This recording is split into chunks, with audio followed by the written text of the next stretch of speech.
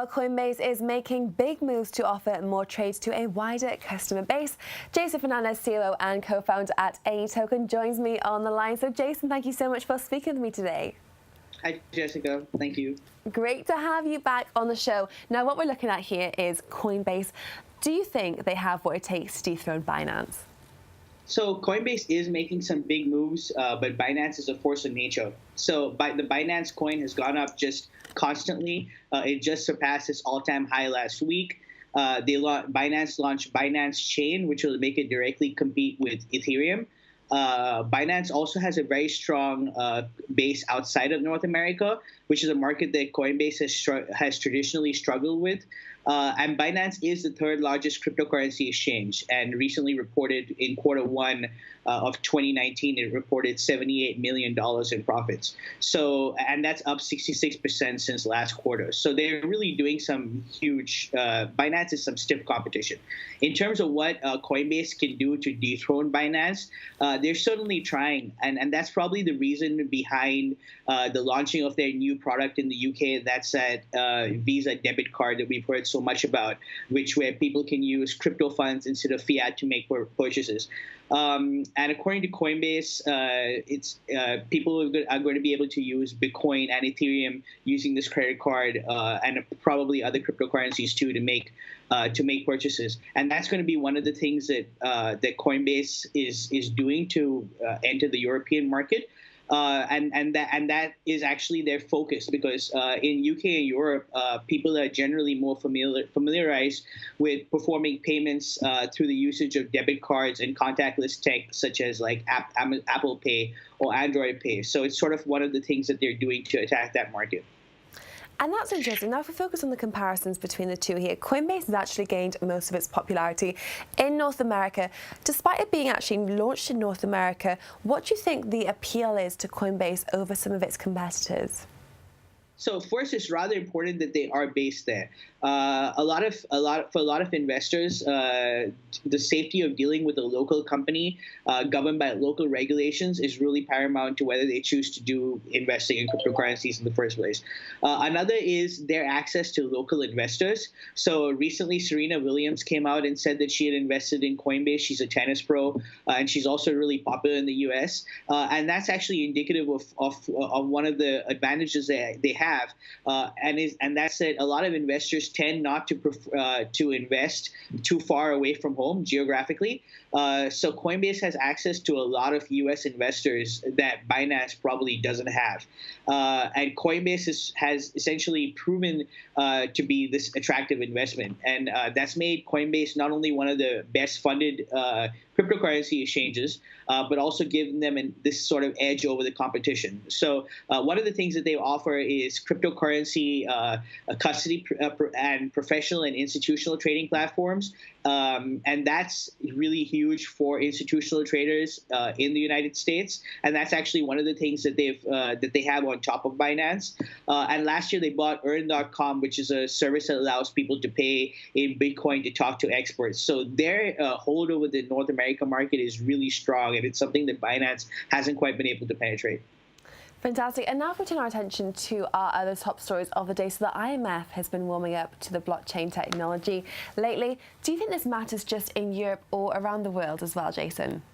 So I think it matters all around the world. We learned this week that the IMF and the World Bank have launched their own crypto token known as the Learning Coin to better understand how blockchain technology works.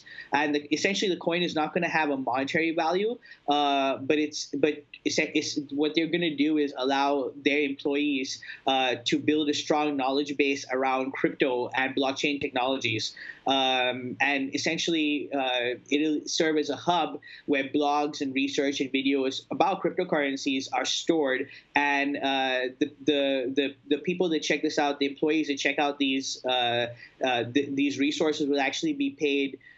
Will gain rewards in cryptocurrencies. And this is all an experiment for them to basically learn more about cryptocurrencies and how the whole thing works. And that's huge because the IMF is really powerful. And when you see a lot of their employees are going to have direct access and direct usage of cryptocurrencies, even if it's one that they've created just internally for their own purposes, that can mean a lot.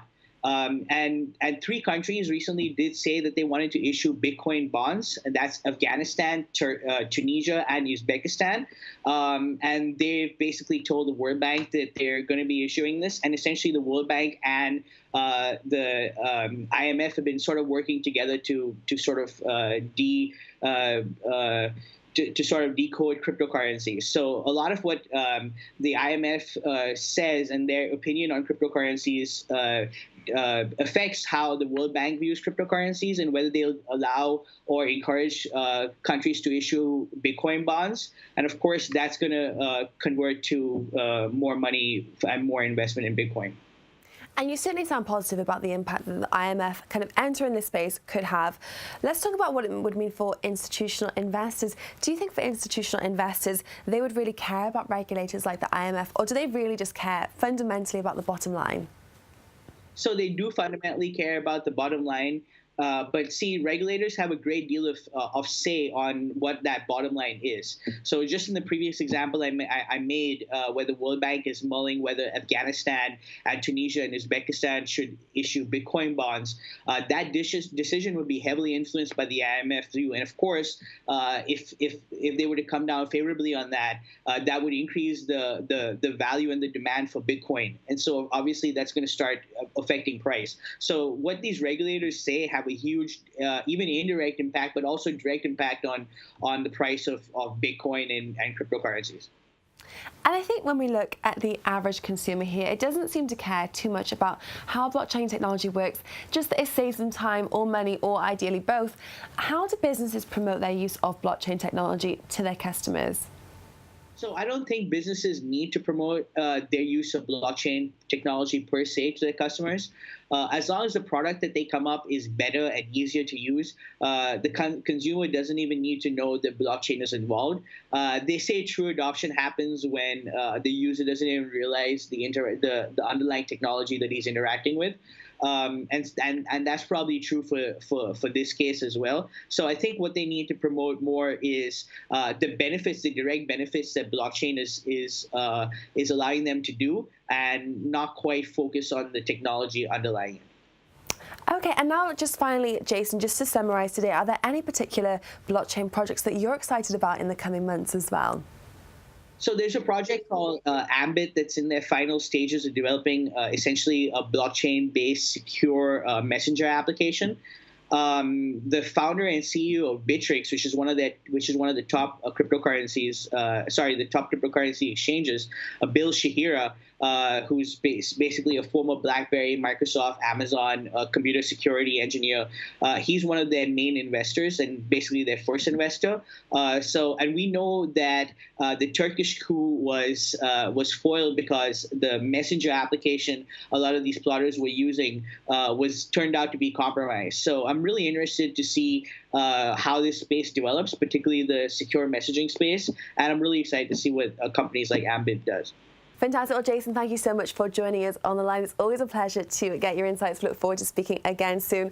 Well, that's all for myself and Jason. We'd love to hear how you found this interview. What were some of the biggest talking points of the day for you in the crypto space? Reach out to us on blockslive.tv on Twitter. In the meantime, see you all for New on the Block again tomorrow.